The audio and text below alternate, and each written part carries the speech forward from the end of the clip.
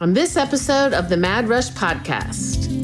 One thing that doesn't get talked about enough about sorority life, especially leadership roles, is it prepared me so much specifically for my career and my job after I graduated, because, you learn how to communicate with all different types of people, all different types of ages and personalities and advisors and vendors for events. And, it really taught me how to receive feedback, negative and positive, and it was overall just such a great experience. So I loved it. I think everybody should go through recruitment.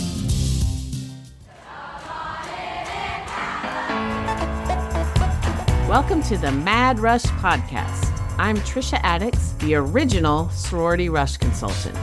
While the stories I have to share are nothing short of astonishing, this podcast goes beyond the wild client tales and sorority life. I'll be engaging with fascinating guests from both within and outside the Greek world, uncovering the surprising connections that bind us all together.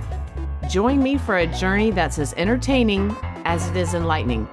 Welcome to Mad Rush.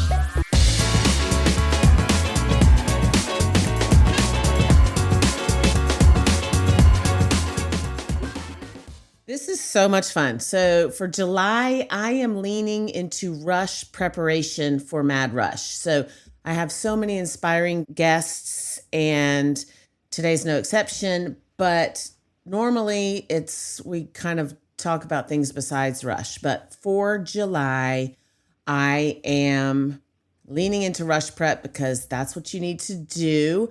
And so I'm having 3 people as guests this month, and you guessed it, they're all Chi Omegas.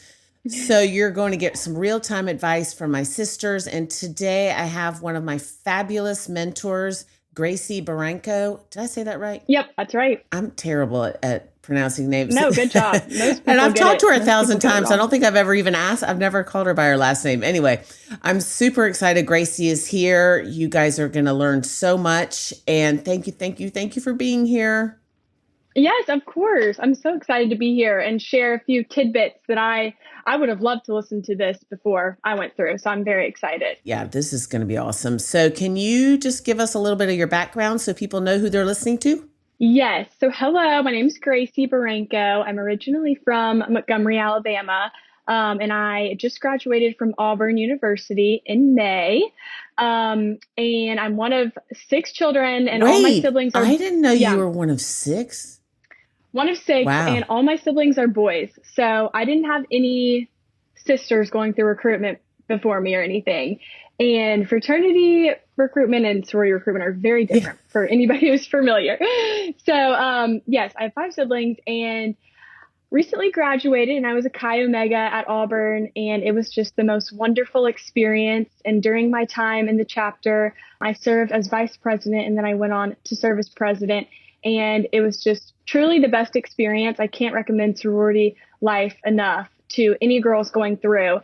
And I always loved leadership roles in high school, but I just didn't know that was going to be an option for me with how large the chapter sizes are at Auburn. I have to interrupt you, y'all. That's pretty insane that she was vice president and president. That's a big deal. Okay, continue. Sorry. No, that's crazy. You're sweet. Thank you. I was so honored, and it was so cool. Like, I didn't think it would be an option for me. And then that's where the chapter saw me fit. And so I learned so much. And I think one thing that doesn't get talked about enough about sorority life, especially leadership roles, is it prepared me so much specifically for my career and my job after I graduated, because, you learn how to communicate with all different types of people, all different types of ages and personalities and advisors and vendors for events. And, it really taught me how to receive feedback, negative and positive, and it was overall just such a great experience. So I loved it. I think everybody should go through recruitment. That's what I have to say. Yeah. And that you brought up a really good point that I haven't really, I always talk about leadership and connections and all that, but accepting feedback, positive and negative, is a really good skill to have, because if you can accept it and then use it as constructively, then that is a good skill. And I imagine that you got a lot, because there's a lot of opinions. Yes, so true. And it was something I was not able to do before I got into leadership roles. Like, receiving negative feedback from me was very hard before. But you're so right. Once you learn to take it and use it and make whatever you're doing better, your life just Yeah, exponentially. Yeah. that's a great skill. Okay, so one of the main reasons Gracie is very proactive. She puts a lot of thought. She does things very intentionally. And one of the main reasons I wanted you guys to listen to what Gracie has to say is that I knew she would put a lot of thought into what she was going to tell you. So I asked her to please give the reason I did this. One of the reasons is I gave a seminar and I went through the whole seminar and someone asked me talking about rush rounds and blah, blah, blah. And at the end of the 2-hour seminar, someone asked me, so wait, what is a rush round? And I was like, oh my God. So I just assumed that people know, because it's so our world, that I just was like, oh yeah, the people here know what a rush round is. So I really think I wanted to have Gracie, because I knew she was going to intentionally do this and but explain what rush week looks like. And, Gracie went to Auburn. That's her knowledge, but I know what she's going to say. And I know it applies to everything. So yeah. So if you would tell everyone what rush week looks like. Yes, of course. And just like you said, this is a little bit Auburn specific, but it's pretty much emulated at any large school. So I'm going to run through the week of recruitment as concisely as I can and just very practically, so you know exactly what to expect on every day. So the first day is just going to be your convocation or introduction day. This is not an actual round of recruitment. This is just a chance for you to meet your Pi Chi group. At some schools, it's called a Rho Chi group. That's your group of your fellow PNMs, usually between 10 and 15, that you'll spend the week with. And you'll be led by a Pi Chi or a Rho Chi, which is an active member in a sorority at that school. And they'll disaffiliate for the week to lead you through the week and explain how things are going to go. So you'll meet with them and you'll hear a little bit from Panhellenic about what the week is going to look like. You'll usually meet, in an arena, a stadium, a large venue, whatever it may be, with all the other PNMs. Very casual. You just wear athletic and they kind of set you up for the week. So that's the first day. Now, the second day is the first round of recruitment. I say round quotations because it is a virtual round. It's ice water tea round. So you're not actually talking to any actives in person. What will happen is all of the sororities at Auburn, there's 18, all of the sororities have curated a video for you to watch. And these videos are insane, y'all. They're like Hollywood productions. They put a lot of lot of work. I remember seeing one at Auburn specifically, and I was like, whoa, what is happening? Why did they just create a movie? They're very cool. Yeah. They're very cool. So, and I did want to interject too. The reason it's called ice water tea is because back in the day, and they still do this at some rounds, they would serve ice water or tea. So, yep, that's exactly right. Yeah. So that was the original name. The reason it's transferred over to a virtual event is because of the volume of PNMs coming through now. If they tried to do an in-person ice water tea round, recruitment would be 2 or 3 weeks, but it'd just be crazy. So that's why it's virtual now. But yeah, that round just lasts for 1 day. So after you watch all of the sororities videos, you will then rank them 1 through 18 on your preferences based on the videos. And then in turn, the sororities will create their invite list for who they would like to invite back. And they're basing that invite list on your video that you submitted as a PNM and also your resume. So, your GPA, your ACT, your activities. They're taking all of that information and they're creating their invite list back as well. So ice water tea round, you start off with 18 sororities, assuming you went into the next round with a full schedule, which is very rare. Most people do not go in with a full schedule. Yeah, and I got to interject there too. That y'all, that is something that I want you to be prepared for, because it is rare for you to have a full schedule, just because there's so many factors that are going into invites and rankings and all that stuff. So do not despair. And also, I'm just going to reiterate here, do not compare your schedule with others. Everybody's Oh my gosh, journey yeah. is different. And so if you hear that someone else got 13 back and you didn't, that's okay. So, okay. Yep. Yes. I totally agree with that. So it's very rare to go into the next round with a full schedule, but for the purposes of explaining this, assuming you did go into the next round with a full schedule, you would go from 18 sororities at Ice Water Tea Round to 13 sororities for the next round, which is philanthropy. So the next round is the first in-person round. This round, you will actually be talking to active members in the sorority. And at most schools, this round lasts either 2 or 3 days. At Auburn, it lasts for 3 days, and you will visit the sororities over that 3-day period. The actual length of the rounds, which is when you will be in the sorority house or in the chapter room, is 35 minutes. So it's the shortest round of the week. But you'll go in, and it's just like what it sounds. It's a chance for the sororities to showcase their philanthropy. So, using Chi Omega just as an example, ours is the Make-A-Wish Foundation. And so during the philanthropy round, they might show a short video or give a little presentation about Make-A-Wish and kind of the activities or things that they've done with them. So that'll be a small part of the round. The rest of the round will be you talking to the active members in the sorority. So, as soon as you walk in the door, you will be picked up by an active member, and you might talk to, 2 or 3 active members. You could talk to all the way up to 5. It depends on how that specific sorority structures their round. But usually 9 times out of 10, you'll be talking to multiple actives. And the conversations during philanthropy round are a little bit more casual, as they should be. I mean, this is your first round. You've never met any of these girls. So, where are you from? What made you come to Auburn? What's your major? Tidbits about yourself. Pretty casual. So for the actual logistics of how the round will run, you will line up outside as a PNM, and you'll start filing in the door as the round begins. And they'll usually play music. It's super loud. They'll do their door chants. That's also very loud. The first round can be a little bit jarring just because you're not used to the volume. I mean, it's a very unique experience. Again, I'm interjecting if you are listening, and since this is going to be airing in next week, what's the date of next week? I don't know. Anyway, next Wednesday. So that is in July. We do a mock round. Everyone is welcome to attend. Our next one is August 3rd. And the reason we do this is so that you can experience this in person and or virtually via Zoom, so you can get an idea. So, because it's really important to try to block out the noise, because this is very overwhelming part. So continue. Sorry. Yes, that's such a good point. It can be very overwhelming the first time you walk in. So you'll cycle in as a PNM, and you'll immediately be greeted at the door by an active member of that sorority. Typically, you'll be handed a glass of ice water, a glass of tea, something like that.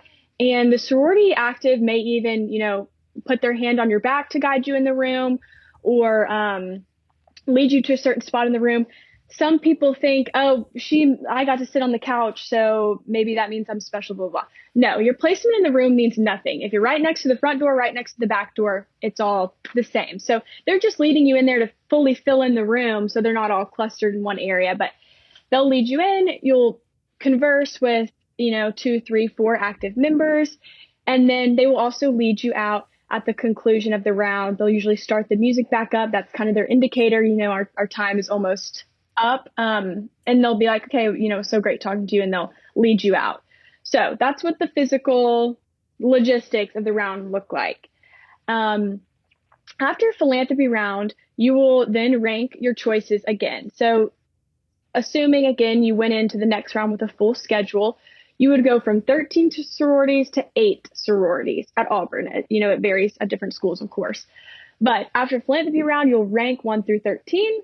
And then based on who the sororities invite back, and then based on who you have ranked, you will get your list for the next round, for sisterhood round. And you could go to up to 8 sororities. It's not typical to go to have a full schedule, but just for the example purpose. So the next round is sisterhood round. Same format. It's usually over 2 or 3 days. At Auburn, it's 3 days. That's a long week. I know. Very long week, a lot of PNMs. So they recently added that 3rd day of sisterhood. It used to only be 2. So it's a lot. So lock in, you got it, keep pushing through. But yeah, so Sisterhood Round is structured pretty much the same way as philanthropy, except for now the focus is shifting from philanthropy to sisterhood. So if you were like me going through, I was like, sisterhood, like what does that even mean? Like it kind of seems silly to use that word, but it's just their way of talking about friendship, what they do in the sorority together, memories they have together, sisterhood events, which might be, social events, pool day, whatever it may be. So they're not talking about their philanthropy anymore. They're talking about their friendship in the chapter. And they might give a little short presentation about their friendship, about some sisterhood events they've done, things like that. This round is a little bit longer. I believe this round is 45 minutes as opposed to the 35 minutes of philanthropy. And it's a little more formal. So you're not wearing the t-shirt and the cute shorts anymore. You're now wearing a dress, usually wedges or heels, something like that. And the conversation is also shifting a little bit. You kind of want to get past the surface level. You've already discussed that with them. They want to get to know you on a little bit of a deeper level. Some things you're passionate about, some things you really value in your life. And usually they'll even bring up, what are you looking for in friendship? What are you looking for in sisterhood? Because they want to get to know you on a level to see if you'll be a good match and if you'll be a good addition to the chapter and things like that. So you can talk about your high school friendships. If you miss your friends, if they all went to different schools, you can talk about that. Oh, that's a good idea. That's cool. Yeah. Yeah, you can talk about your family, what they mean to you. If you're best friends with your biological sister, you can talk about that. And or if maybe you have things 5 brothers, you could talk about that. I'm just kidding. And how you desperately need sisters. Yeah, that was me. So yeah, it gets a little bit deeper, but that's kind of the conversation there. And same deal, you'll be escorted in, you'll chat for a little bit. There will still be music, still kind of a lighthearted-ish round. And then you will be escorted out after you listen to a few speeches and talk to a few actives. But that's kind of how Sisterhood Round runs. One note I will add, and I'll talk about this more later on, but Sisterhood Round is really the round where if you love a sorority and you are like, I just love it here and I want to come back, this is the round you really need to tell them that. It's not weird. It's not bad. You need to say, I love it here. I would love to be invited back. I was so excited when I got invited back. I've loved everyone I've talked to. It's not weird at all to say. In fact, the sororities love hearing that because they need to know that you want to come back if they're going to invite you back. And so this is the round I would start saying that if you really love somewhere. Yeah, that's a great tip, y'all. It's very important to let them know. Yes. Okay, so that's Sisterhood Round. So you were already, 7 or 8 days into recruitment at this point. Oh my gosh. And then finally you have the last day, which is preference round. And so you will go from, if you have 8 sororities during sisterhood, you'll cut it down to 2. So it's your final 2. It's the biggest cut. It's usually the most thoughtful cut. You really are trying to figure out who you would like to list as your last 2. And then you'll go into preference round, and that only lasts for 1 day. The round is not much longer, but I think it's 50 minutes. So almost an hour, per round. And, it's a more serious round. It's a lot more quiet. They're not blasting the music anymore. There might be some soft piano. But there's no more Katy Perry blasting in your ear. It's serious. It's time to make your decision where you really see yourself. And so the sororities take it serious. PNMs take it serious. And at Auburn, most girls wear black, which makes it even a whole nother serious level. But you'll go in for that 50-minute round with your last 2. And you'll also be, again, picked up at the door. And you will talk to, again, multiple actives. This is typically the time they'll bring in, if you know an active in that sorority, whether it be your sister, your cousin, your friend from home, this is typically the round they'll bring that person in to kind of, help seal the deal or, help really see where your head's at. So you can't really prepare for a preference round conversation. It just kind of varies. But a lot of it is just, how are you feeling? How has your week been? Where's your head at? What are you thinking? Where do you see yourself? Things like that. So you can talk about people you've talked to that week in that chapter that you really enjoyed the conversations. You can talk about attributes of that chapter that you really liked. And if you love the chapter and you would like to be there on bid day, you tell them that. Very important to say, if you know for sure you have, one that you love, go ahead and tell them, I love it here. I would love to be here on bid day. That's a perfectly fine thing to say. And I would definitely urge anybody to do that if they were feeling that way. So, yeah, that's great. So that is preference round. I hope I didn't miss anything, but the next day would be bid day. So yay. You will open up your bid, after you rank on preference round, you just rank your first choice and you rank your second choice. And then the next day you would open up your bid. It's a little bit different everywhere, but at Auburn, you open it up in Neville Arena, the basketball arena, and you run home with your chapter. You go find them in the arena. Everybody runs home, and then you do all of the fun bid day celebrations, pictures, food, go find your family, all the things. So, wow. Y'all, that's a long week, but I promise you, bid day, you're going to forget that you were ever tired. And yes, so it's true. the adrenaline. A couple of things. I mean, that's amazing and really good intel. A couple of things I want to reiterate that Gracie said, and then I do have one other piece of advice or information. Gracie said this, but y'all, it is very rare to have a full schedule through the week or the weeks. Yes. So don't let that freak you out. Another thing that I want to tell you is if you only have one house left for pref round, which is the last round, and you go to that and you rank that house, you're guaranteed a bid from that house. If you have two that you go to and you rank both of them, it's called maximizing your options.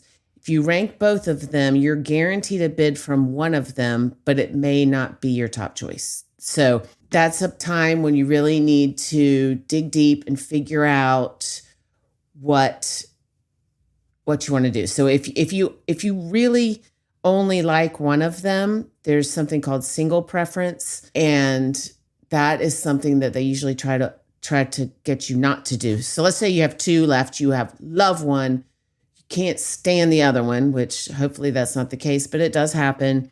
You really need to dig deep and decide if you want to single preference the one that you love, meaning only write that one down.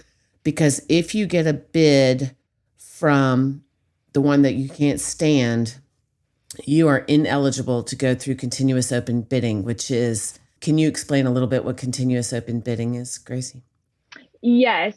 Continuous open bidding, or COB, as a lot of people call it, is the process that occurs after bid day. So after the majority of the PNM population has received their bids. And it is where sororities can extend bids after bid day based on a few different factors. If they did not meet their quota and they have a few more spots in their pledge class, based on they maybe thought more people would accept bids than did, and a few spots have opened up, and a few other factors. They can choose to extend you a bid to that sorority even after recruitment is over. And this is after, even if during the week, let's just use Chi Omega as an example. Let's say you were released from Chi Omega after philanthropy round. If Chi Omega, for example, did not make their quota, which is the number of people that they're allowed to invite or to extend bids to. If Chi Omega didn't reach quota, then they could go back to anybody. That it doesn't have to be someone that they invited back to prefs. So anyway, that's why, this is a lot for a podcast, and, a lot of hypothetical. I'm bringing up the hypothetical stuff, but just so you know, you do not have to accept a bid from somewhere that you just really don't see yourself fitting. And the possibility of a COB is out there. It's not something I would suggest you rely on, but if you take a bid from someone, you are ineligible for continuous open bidding. So, yep. Okay. That was really great information. And okay, I Yay. would like for you, again, Gracie is a complete rock star, so you'll need to listen to her. Oh, I would you're love sweet. for you to give them some advice for during rush.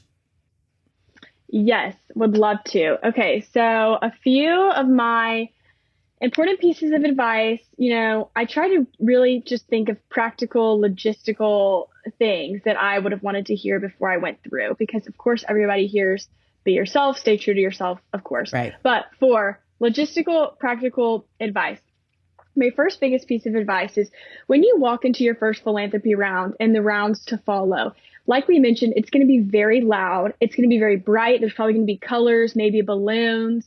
There's going to be people chanting. It's going to be very distracting. So the best thing you can do in that distracting environment is not get distracted. And it's hard. But as soon as an active picks you up and you begin talking to them, do not break eye contact with that girl. The reason is, although of course you're never intending to be rude, if you're looking around the room and not paying attention to what she's saying, it doesn't come across well. So lock eye contact with her and truly listen to what she's saying, engage with her, ask her questions back. That'll be a breath of fresh air for them. Actives aren't used to being, talking about themselves much during recruitment.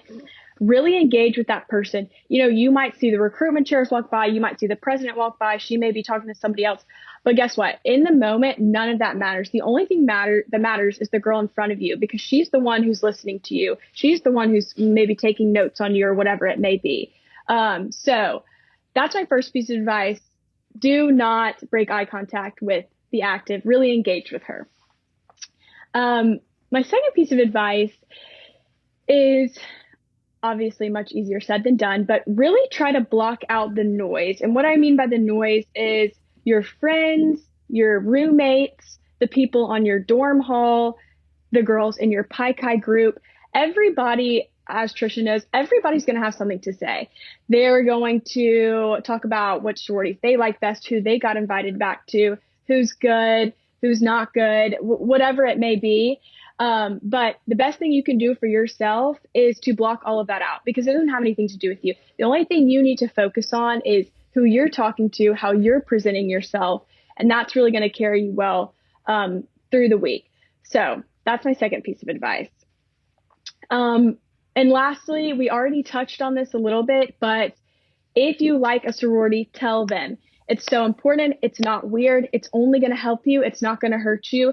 I mean, obviously, you don't want to be overbearing, but mention it. Tell them how much you loved coming back. Tell them the experiences you enjoyed in there, because they want to invite back girls who want to come back. They have goals and things to reach as well. And so if they know that you're eager to come back, that could be a good match or a good fit. So really tell the sororities that you have enjoyed being there. And lastly, have fun. It's yes, serious. that's It's a not great that serious. piece of advice. And I never, ever, ever think to say that, because I'm like, I'm all about We're do like, this, do this, do this. But that is yes. such great advice, y'all. Go ahead. Have fun. You're never going to go through, hopefully, most likely, you're never going to go through recruitment again. It's fun. You get to dress up. You get to be the celebrity for the day. Everybody's obsessed with you. They want you in their sorority. It's so much fun. So really try to enjoy it, because, of course, with how many PNMs are going through now, it has become more serious, but it's not that serious. It's fun. It's recruitment. The more fun you are, the more lighthearted you are, that's going to come off with who you're talking to. It's going to present well, and it's only going to help you. So yes, have fun, lean into it. I love that so much. Okay. So I think that, speaking of fun, well, I don't know anyway, do you have any crazy stories? I mean, you were dialed in. So do you have a story about Rush that? Oh, yes. I feel like I have several crazy recruitment stories. But one that really sticks in my mind is, and it's actually, it's not really fun, but it ended up being fun for her. We had a PNM come through, and, it gets so hot out there. You're standing for hours. You're usually not sitting during the rounds. You're usually standing. And unfortunately, she ended up passing out from the heat. And so we, of course, during the round, she passed out. Of course, got her medical attention, water, kind of took her into a dark room, let her lay down. She ended up, feeling better. But the reason I bring up that story is not because it's funny that she passed out. She ended up connecting so well with the girls in Chi Omega just through that experience and how she handled it and how they handled it that, she was invited back to the next round, I remember. Wow. So that just goes to show you, it's really not your circumstances. If you can make a situation, whatever the situation is, you can make it how, you want it to be. So that was just a funny story. And that's a really, really, really good point. And my very first episode was with my original mentor, Mary Harris, and she talked about how which if you listen, thank you very much, but she talked about how she went through the entire day with her shirt inside out and backwards. And the funny part was at the end of the day, she found out and she was like, why did nobody tell me? But anyway, she just rolled with it. And so just be yourself, like Gracie said, be engaging, and your circumstances should not define you in this. Yes, they do not. And that's such a funny story. And if that had happened to me, what I would have done is brought it up the next round. It'd been like, you will never believe this. I walked around with my shirt inside out all day yesterday. Yeah. It's funny. It's just funny anecdotes. So yes. that's funny. And not another way, don't bring it up in a negative way. Always be positive. You're happy to be there. True. Happy to be there. And it is a funny thing. And instead of, complaining, she just lean into it and have fun. Yep. I love that. Yes. Okay. So Bama Rush popularized the hashtag OOTD outfit of the day. For Mad Rush, I'm repurposing hashtag OOTD into observation of the day. So what is Gracie Barranco's hashtag observation of the day? First of all, love that. So creative. Very cute. I have to credit a friend of mine. She came up with it. Stephanie November. She was like, I think you should do that. I was like, ding, ding, ding, ding. Yes, I should. Yes, I will. Love that. Okay, yes. My observation of the day is a little quote that has been told to me before and that I love. And the quote is, don't take advice from someone you wouldn't trade places with. Oh, I love that. I love it. And I think it's so applicable to recruitment because so many people are going to be trying to give you advice. Your friends, like I said, your roommates, your boyfriend, whoever, the moms from your hometown, whoever it may be. But guess what? If you wouldn't want to trade places with them and, their experience, don't take advice. Just take what you need and what will aid you during the week and block out everything else. Because everybody always has something to say, but got to focus on yourself that week. That is gold, you guys, gold. How lucky am I that Gracie is works with me, is my mentor. She really is. And again, I really appreciate, and I know the listeners really appreciate your thoughtfulness and the intention and the work that you put into this. Y'all, I'm writing a book, and this is not just something that, she really thought about it. And so I appreciate it. I know the listeners do. And where can listeners find you if they want to check out a little bit more Gracie wisdom? Yes. Well, you're very sweet. Thank you for saying that. I've really enjoyed talking with you about this stuff. But yeah, you can find me on Instagram. It's just Gracie_Barranco. I'm over there. So, yeah. And Gracie's knee deep in wedding planning. So yes, you guys can check that out. Anyway, thank you so, so much for being here. I could not do this without you. I'm so grateful for you. And I am really excited for the listeners to get this information because I think it's really going to help demystify it. And if you're listening and you want to attend our mock round on August 3rd, Gracie is helping me with it, but she's doing all this stuff. No, that's not true. Gracie's helping me plan it. Actually, I'm helping. I'm not even helping. I'm just like, Gracie, what do we do? I'm just kidding. But we would love to have you join us. There's a link to sign up in my bio of Instagram, and that's at Rush with Confidence. I feel like if you're listening to this, you probably know that. And we'd love to see you either virtually or in person. It's going to be great, and it's going to help you be able to block out the noise and know what to expect, which is the goal, so that you can go confidently. So thank you for being here, Gracie. You're amazing. Yes, thank you so much. I enjoyed it.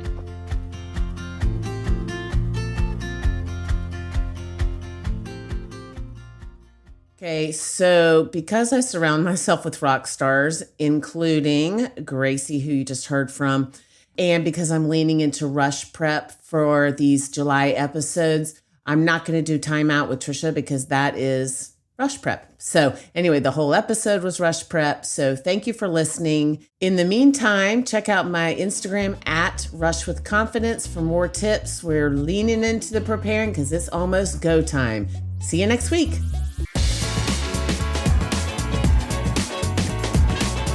Thank you for tuning in to another episode of the Mad Rush Podcast. If you are enjoying this podcast, please consider leaving us a 5-star review. For additional Rush tips, updates, and more, please follow me on Instagram at Rush with Confidence. If you would like to reach out to us or for more information, please email info@madrushpod.com. This podcast is produced by Collier Landry and Don't Touch My Radio. Copyright Trisha Adams.